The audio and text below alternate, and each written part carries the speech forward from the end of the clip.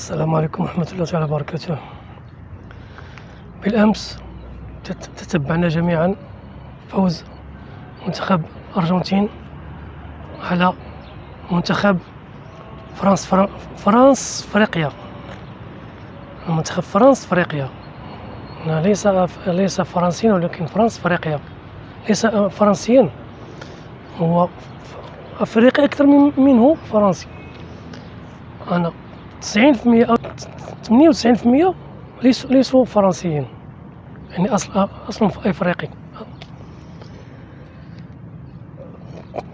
كما شاهدنا جميعا، كان هناك يعني تدخل للحكم في المقابلة بشكل كاد أن يسيء إلى الأرجنتين، لكن آخر لحظة يعني في ضربة جزاء انتصر فريق أرجنتيني، وهو كان محظوظا، لأن كان من المفروض أن فرنسا التي يعني تأخذ هذا الكأس مرة أخرى، ولكن جميعنا فرحنا بهزيمة فرنسا، لأنهم لم يصلوا عن جدار الاستحقاق، بل وصلوا بالغش، ونحن نعلم كل شيء ما حدث، لا داعي لتكراره. الأمر الذي أردت أن أتحدث فيه اليوم هو المنتخب المغربي. المنتخب المغربي كان يجلس يتابع هذه المقابلة، وكنت أرى فيه حزن شديد، لأنه كان من المفروض أن يكون هو الذي يلعب هذه المقابلة، ليست فرنسا، ليست فرنسا افريقيا، ولكن ما شاء الله كان، وما لم يشأ لم يكن. حتى تدخلات الحكام، لو أراد الله الفوز للمنتخب المغربي لفزنا، ولكن النصر للمغرب كان أكبر بكثير من هذه الكأس. العالم كله، تعلمون أن جوجل، يعني تصريحات جوجل تقول بأن أكثر من 200 مليون يعني الناس اللي يدخلوا لجوجل يبحثون عن المغرب، أكثر من 200 مليون. تصوروا معي هاد 200 مليون تبحث عن المغرب. لماذا؟ للطريقة الجيدة الجميلة الرائعة الأخلاقية التي عبر عنها المنتخب والجمهور. لا ننسى أن واجهات المغرب ليست فقط هي المنتخب، ولكن أيضا الجمهور المغربي الذي كان أكثر من رائع، أعطى درسا راقيا في الأخلاق وفي التشجيع الجيد بدون سب، بدون شتائم. حتى عندما لعب الفيفا بالمقابلات، كل ما قالوه فيفا مافيا، هذا هو الشيء الذي يعني كانوا يكررونه في المدرجات، ولم يشتموا ولم يسبوا. ولكن إن شاء الله الرحمن الرحيم، أنا الذي يحز في نفسي كثيرا هو المرابط، هذا البطل الخرافي،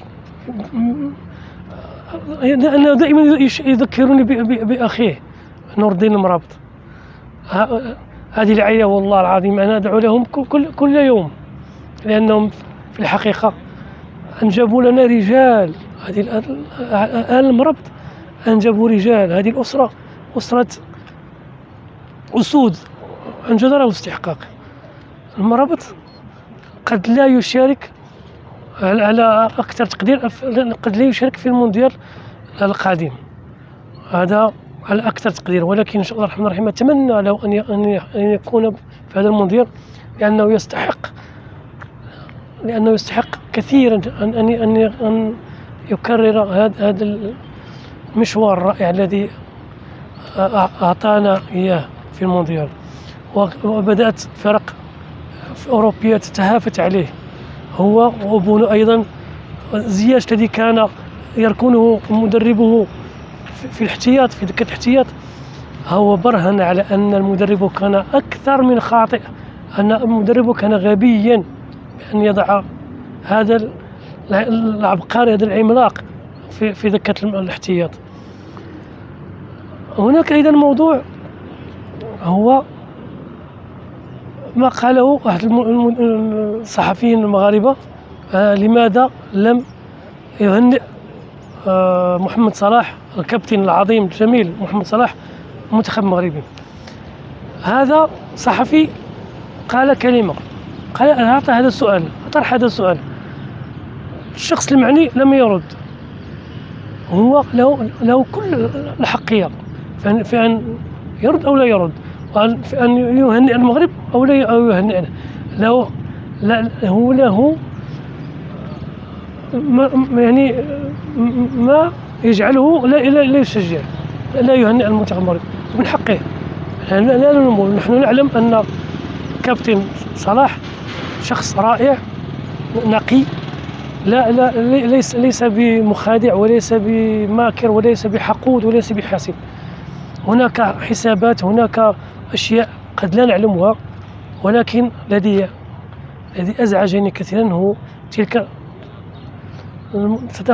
المداخلات التي تريد أن تفسد هذه اللحمة العربية التي حققناها في مونديال قطر. لم يعد الغرب يقولون المنتخب المغربي، بل يصبحوا يقولون العرب وصلوا، أفارقة وصلوا. وهؤلاء الذين، هذه القنوات التي تريد أن تضع هذا السؤال وعدم رد صلاح، يعني تجعل منه يعني هرم لإفساد هذه الفرحة وإفساد هذه اللمة التي طالما حلمنا أن تكون بين شعوبنا. حتى أصبحنا في قطر أصبحنا شعب واحد، لم نعود هناك شعب مصري، شعب سعودي، أصبحنا شعب واحد، نحن شعب واحد. فلماذا هؤلاء يدخلون يعني يقحمون أنفسهم وأنوفهم فيما لا يعنيهم؟ صحفي طرح، المعني بالأمر لم يرد، هذا شأنه، هذا كشأن الصحفي. نحن ما دخلنا، لماذا نعطي آراءنا ونريد أن نجعل من الحب قبة؟ إن شاء الله الرحمن الرحيم هذا لن يؤثر على هذه اللمة وهذه اللحمة العربية، وإن شاء الله الرحمن الرحيم. صلاح نحن نعرف، نحن الشعب المغربي نعرف من هو صلاح، نعرف أنه شخص طيب وخلوق، لا داعي لأن يتسلل بيننا أشخاص نحن نعرفهم من هم الذين لا يحبون العرب، كانوا يشجعون غير العرب ضد منتخبات عربية. هذا نحن نعلم من هم، فلا داعي لأن نعطيهم تلك المفتاح ليفرقوا بين الشعوب. استودعكم الله والسلام عليكم.